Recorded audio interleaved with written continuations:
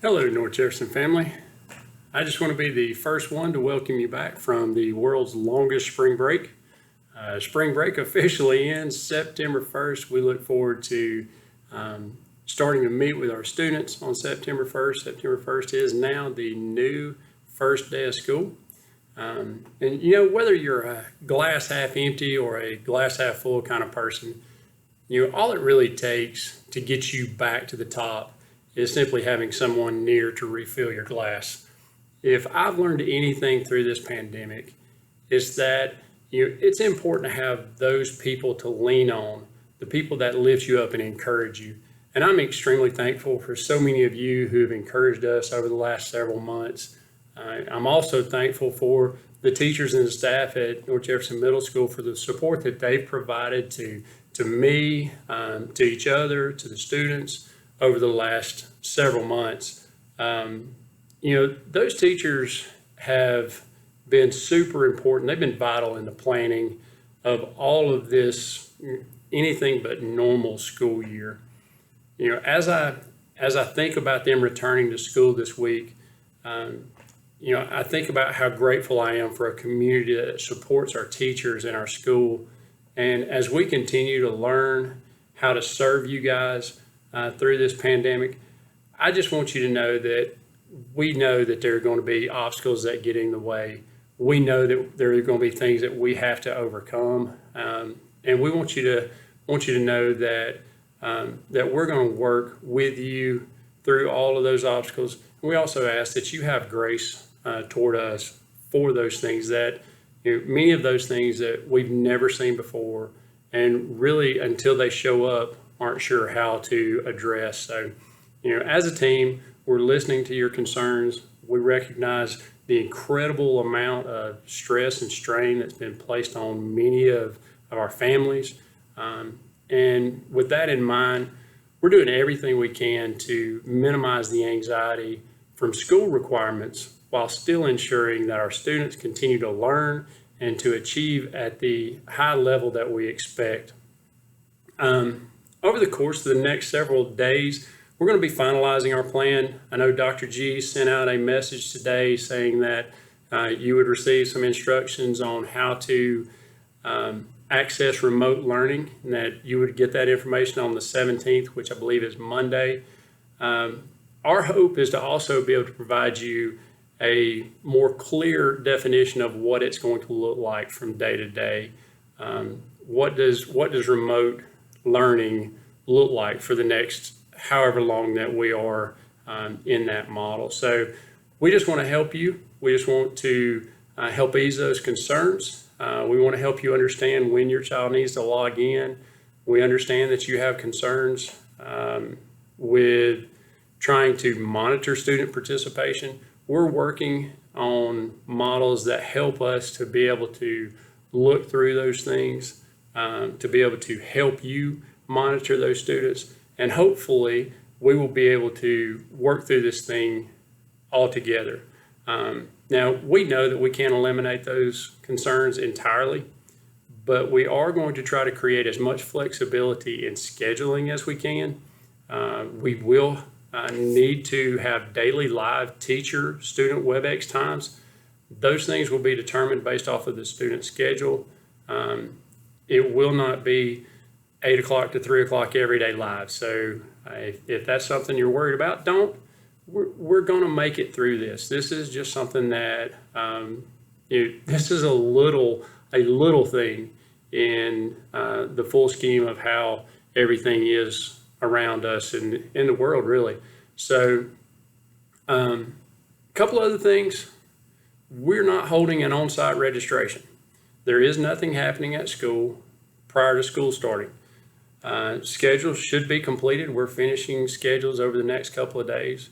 Those should be completed. They'll be provided to you electronically. Our plan is to get those out to you prior to August the 24th.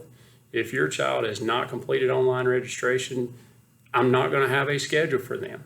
So until you complete that online registration, we won't be able to complete those schedules for you. So if you have not received your SNAP code, if for some reason you didn't receive it in your email, which you should have gotten early July, go ahead and contact us. Let us know so that we can make sure that we get that SNAP code for you and you can get your students registered.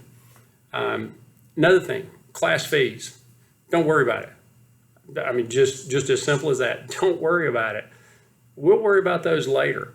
Right now, we're not worried about class fees. We're worried about doing what we can to make sure our kids are being educated, that they are being given opportunities to learn and to grow and to become those kids that you want them to be, those young adults that you want them to be. So don't worry about class fees. At this time, they're deferred. The only exception to that would be extracurricular activities. If you were football, if you were another athletic event, if you were in the band, some of those things have rental fees, some of those things have spirit packs. Those things, obviously, we can't waive. But as far as school fees, right now, don't worry about it. We're also working, many of you know that we posted a school supply list a couple of weeks ago, trying to get something out for you guys because of the tax-free weekend. Really, we kind of rushed that, to be honest with you. We did a lot of things that we've done in the past, and that wasn't the best decision on our part. So what we did was we pulled those supply lists because really what we're trying to do is we're trying to pare those down for you. We're trying to eliminate things that aren't absolutely necessary because we know that there are a lot of struggles that we're going through right now as families, as excuse me, as community. We just want to make sure that we're doing everything that we can to help you guys. Those supply lists, they're going to be posted by Thursday afternoon at 3 o'clock. We're going to give the teachers one more chance just to look over them, make sure that we've got everything that we need, that we've eliminated everything possible. But we'll have those posted Thursday afternoon by 3 o'clock or so. If you've already purchased your supplies from the previous list, thanks. I guess I look forward to seeing the arts and crafts projects that you do from those supplies. We all know that those things are going to come in handy at some point later, whether it's this year, whether it's next year.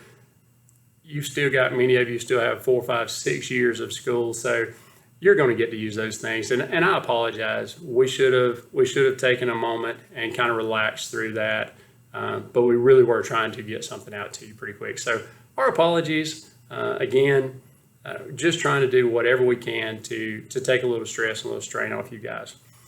I know that you've all heard, seen on Facebook, social media, all those kind of things, that Jefferson County is purchasing Chromebooks for all of our students 6 through 12. Unfortunately, when you purchase 20,000 Chromebooks or whatever that astronomical number was, that's a hard order to fulfill, especially when you're looking at other districts doing that. And our district was one of the very first to go ahead and make that plan, make that purchase, in our state at least. But that being said, we don't have a supply, or we don't have a ship date on those yet. We're still waiting on those. But again, don't worry about it. If you have a child that doesn't have access to a device at home, call me, let me know, send me an email. We're going to take care of you. We have access, or we have devices on campus that we can go ahead and give you as far as a temporary device until your child gets his delivered at hopefully sooner rather than later. Again, if you've got any concerns about accessibility, I know where we live. I know the accessibility issues of internet out here. We're going to do everything we can to work with you. If there's something that we can do as a county, whether it's providing, I know they're looking at providing hotspots in buses and in certain locations, those kind of things. If there's any advice, if there's any guidance that I can give to you, I'll be happy to do so. If there's anything that I can do to help that, I will certainly take care of that for you. I just want you to know that the safety of our students and our staff is our number one priority. I'm like you guys. I'm like your students, and I'm like these teachers. We all want our students back in the building as soon as possible, but we also want to make sure that we take care of them when they come back. We want to make sure when they walk in these doors that they are safe, that they're loved, that we take care of them, and that we send back home something that's even better than when you said it. We want to make sure that we're taking care of our kids. You know, I've got a note on my desk, and it's got 4 statements that really, I believe, define what I believe about school, and what I believe is our purpose. And the very first one on that list is love kids. And, you know, honestly, and this is, I make no apologies for it, I am incredibly proud of our teachers, and to be surrounded by teachers that love our kids, and staff that loves our kids, and parents that love our kids, community members that love our kids, and that believe that loving kids ought to be the very first thing that we do.